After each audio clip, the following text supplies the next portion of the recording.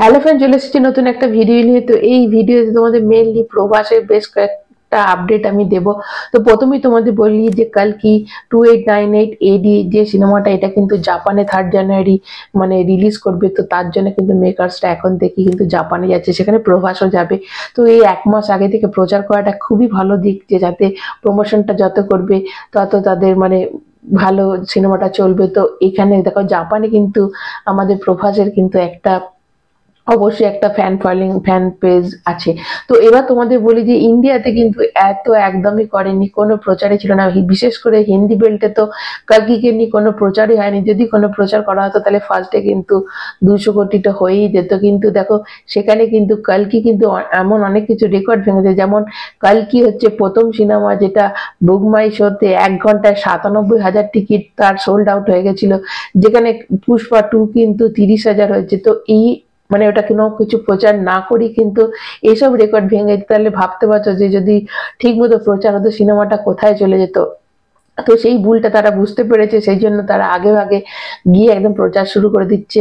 তো এটা খুব ভালো দিক। এবং ওই সিনেমারই কিন্তু কালকি সিনেমা নিয়ে স্বপ্না দত্তা যে এই সিনেমার প্রডিউসার, সে বলেছে আর কি যে পার্ট 2 যেটা আসছে, এর মাঝে মাঝে অনেক কথা বলে থাকে পার্ট 2টা নিয়ে, কালকিকে নিয়ে, কালকির পার্ট 2 নিয়ে। তো ও বলেছে যে কালকি নিয়ে যে এমন একটা সিনেমা কালকি 2 হবে যেটা মানুষের মনে রাজ করবে এবং মানুষ কিন্তু এটা ভুলতে পারবে না। এত ইমোশনালি কানেক্ট হবে এবং এত ভালো সিনেমা করবে যে মানুষ ভুলতে পারবে না। এবার নেক্সট তোমাদের যে খবরটা দেবো সেটা হচ্ছে রাজা সাব থেকে আসছে। রাজা সাবের যে এবার টিজার আসছে, সেই টিজারটা কিন্তু প্রথমে বলা ছিল জানুয়ারি মাসে রিলিজ করবে, কিন্তু এটা জানুয়ারি মাসে রিলিজ করবে না, ক্রিসমাসে শোনা যাচ্ছে রিলিজ করবে। দেখো রাজা সাহেবের কিন্তু এমন একটা সিনেমা, এই সিনেমার কিন্তু পোস্টার, বহু পোস্টার, মোশন পোস্টার, রিম টেরিম আসতেই থেকেছে। এবং এটা কিন্তু একটা মানে কোনো ডাইরেক্টর এবং মেকারসরা কোনো কিছু খামতি রাখেনি, যেহেতু এটা একটা অন্য জনরারে সিনেমা করছে, মানে কমেডি, হরর কমেডি সিনেমা। এবং অনেকেই যারা প্রভাসের ফ্যান তারা বলেছে কেন একটা এরকম জনরারে গিয়ে সিনেমা করছে, কেন ও তো অ্যাংরি ইয়ং, সেখানে কমেডি হররে কতটাও যাবে সেটা ওরা মানে বুঝতে পারছে না, এবং ওরা চাইছে না যে এরকম কেন করতে চলেছে। তো এই সিনেমাটা কিন্তু প্রচার কিন্তু প্রচুর দামে হচ্ছে, এবং এর প্রতি মাসে কিছু না কিছু আসতেই থাকে। তো এবার কিন্তু ওরা জানুয়ারি মাসে না, একদম ডিসেম্বরে রিলিজ করছে। দেখো সিনেমাটা কিন্তু 10th এপ্রিল রিলিজ করবে, তো হাতে তো বেশি সময় নেই। তো এর এখনই টিজার আসা, কিন্তু এই যে ডিসিশনটা নিয়েছে এটা কিন্তু খুব ভালো ডিসিশন নিয়েছে।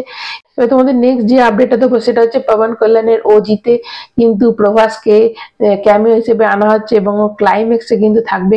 অনেকেই বলছে যে এটা সুজিতের যে শাহু সিনেমাটার সাথে কিন্তু ওজির একটা লিঙ্ক আপ হতে হবে, এবং এটা কিন্তু শাহুর একটা ইউনিভার্স তৈরি হতে চলেছে। দেখো এখন এটা বিষয়ে কোনো কিছু আপডেট আসেনি, কবে শুটিং শুরু এসব কিছু আসেনি, জাস্ট এই খবরটা একদম কনফার্ম করা হয়েছে যে ওজি সিনেমাতে কিন্তু আমাদের প্রভাস একদম ইন আছে। তো তোমরা কতটা খুশি এই খবরগুলো শুনে? তোমরা কি মনে করছো যে এই ইউনিভার্সটা কি মানে শাহু ইউনিভার্স কি তৈরি হতে চলেছে, না এটা একটা এমনি সিনেমা, ওজি সিনেমা যাতে এমনি ক্যামিও হিসেবে করছে? অবশ্যই কমেন্ট করে জানাবে। এবং আমার যদি তোমাদের ভালো লাগে তাহলে অবশ্যই একটা সাবস্ক্রাইব করবে, একটা লাইক কিন্তু অবশ্যই দেবে। এখন তোমাদের টাটা।